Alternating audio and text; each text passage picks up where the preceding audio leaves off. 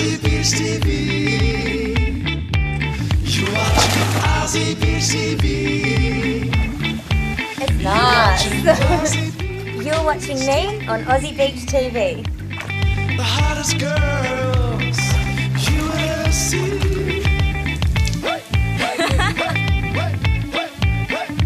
AussieBeach TV. Hello, my name's Janaea and I'm here with AussieBeach TV. Today I'm here with Larry Pickering and James Darby at his beautiful Gold Coast home. Thank you so much for taking your times out to come and chat with us today. No worries. We really appreciate it. AussieBeach TV. Can you tell us about yourself, your art and your activism? I was retired and I got back into journalism because of Julia Gillard, you know, and then when she shot herself in the foot, I thought, oh, well, I'll go back to playing golf. But then this Muslim thing popped up. I thought, oh, geez, I can't let this rest, you know, I'll have to have a go at this. So that's where I am now. Yeah? Yeah, still doing the best I can. Excellent. It's good to have you back. AussieBeach TV. So can you tell me a bit more about your political arts and where people can find you? Because you're a bit of an Aussie legend, aren't you, Larry? Well, I don't know about that, but no, I've got a blog. There's a few 100,000 people following me, so yeah, I'm enjoying it. But no, I just do cartoons on the political thing and do a couple of stories a day.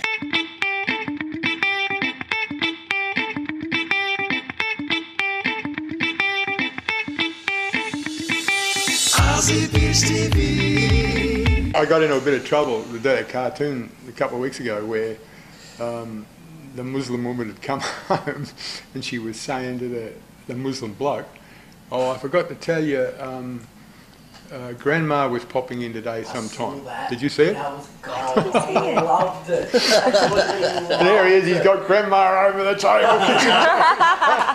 and he's heard his missus say that and he's gone, I saw that. what? I saw that. Is that your cartoon, is it?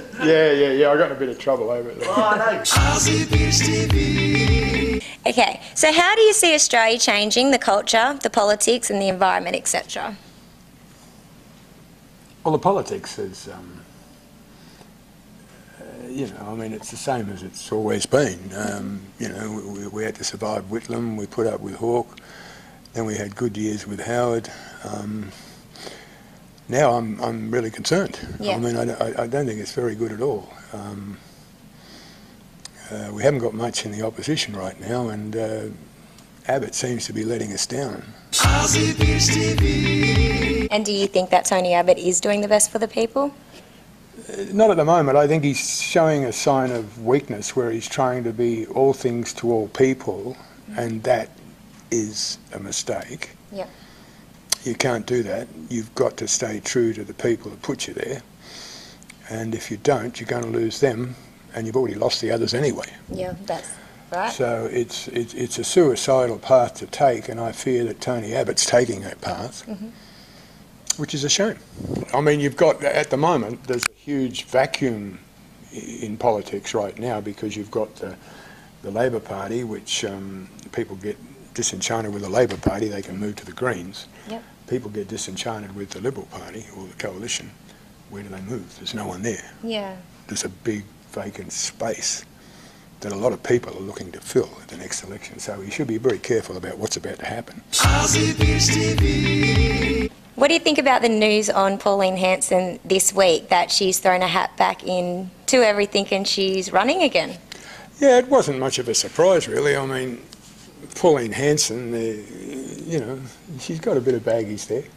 But that's typical of what I was saying before, that gap. She filled that right-wing gap before where people disenchanted with the Liberal Party could move to. Yep. But the problem was that the Liberal Party or the coalition saw her as a threat, and basically they put her in jail. Yeah. And she was, of course, she was allowed out after a while. I think she was only in there a few months, 5 months or something. But that's the danger in politics, you know, unless you've got those 4 units where people can move to. Yeah.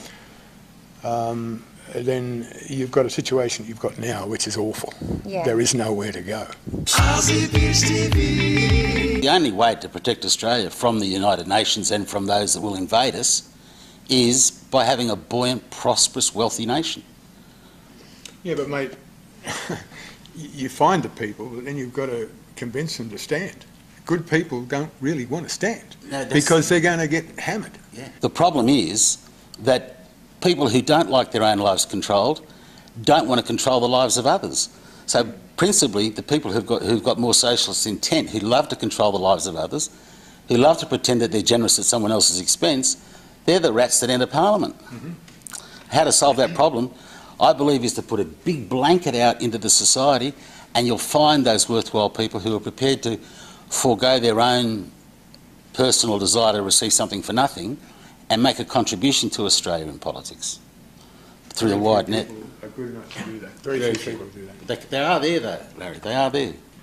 You're there, and there's people. There's people. I'm not standing. You're not standing. Well, mate, I can do more where I am. You know, Yeah, of course. There'll be people there'll be people that watch you, that'll see you, that could come forward. I hope so. I mean, it'd be lovely to see good people, wouldn't it? Yeah. But those people realise that they are going to be slaughtered by the major parties at any election. No matter how good they are. The more threat they are, the more they get slaughtered. Exactly. And that's the problem with our electoral system. It's a shock. It's a bad aspect. The tall poppy syndrome in Australia is a sad syndrome. AussieBeach TV. You're watching me and Team Australia on AussieBeach TV.